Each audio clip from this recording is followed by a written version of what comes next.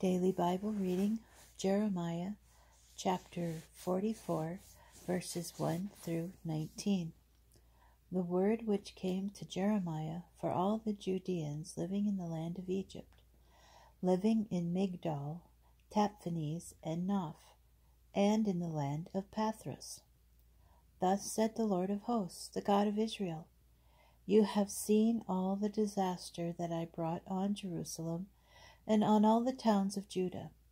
They are a ruin today, and no one inhabits them, on account of the wicked things they did to vex me, going to make offerings and worship of other gods, which they had not known, neither they, nor you, nor your fathers.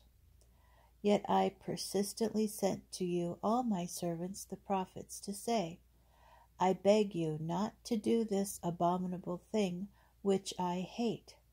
But they would not listen or give ear, to turn back from their wickedness, and not make offerings to other gods. So my fierce anger was poured out, and is blazed against the towns of Judah and the streets of Jerusalem, and they became a desolate ruin, as they still are today. And now, thus said the Lord, the God of hosts, the God of Israel, why are you doing such great harm to yourselves, so that every man and woman, child and infant of yours shall be cut off from the midst of Judah, and no remnant shall be left of you? For you vex me by your deeds, making offering to other gods in the land of Egypt, where you have come to sojourn, so that you shall be cut off and become a curse and a mockery among all the nations of earth.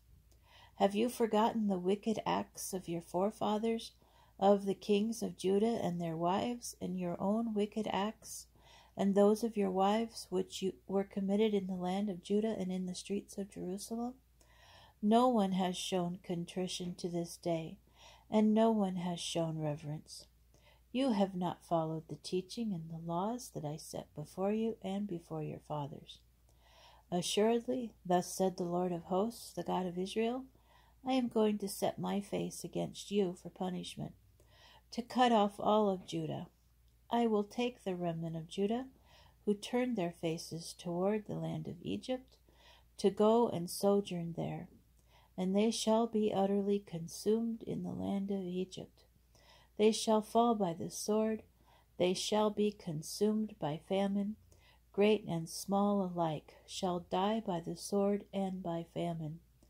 And they shall become an execration and a desolation, a curse and a mockery. I will punish those who live in the land of Egypt, as I punished Jerusalem, with the sword, with famine, and with pestilence. Of the remnant of Judah who came to sojourn here in the land of Egypt, no survivor or fugitive shall be left to return to the land of Judah. Though they all long to return and dwell there, none shall return except a few survivors. Thereupon they answered Jeremiah, all the men who knew that their wives made offerings to other gods, all the women present, a large gathering, and all the people who lived in Pathros in the land of Egypt. We will not listen to you in the matter about which you spoke to us in the name of the Lord. On the contrary, we will do everything that we have vowed, to make offerings to the Queen of Heaven, and to pour libations to her, as we used to do, we and our fathers, our kings and our officials, in the towns of Judah and in the streets of Jerusalem. For then we had plenty to eat, we were well off, and suffered no misfortune. But ever since we stopped making offerings to the Queen of Heaven and pouring libations to her, we have lacked everything, and we have been consumed by the sword and by famine. And when we make offerings to the Queen of Heaven and pour libations to her, is it without our husband's approval that we have made cakes in her likeness and poured libations to her?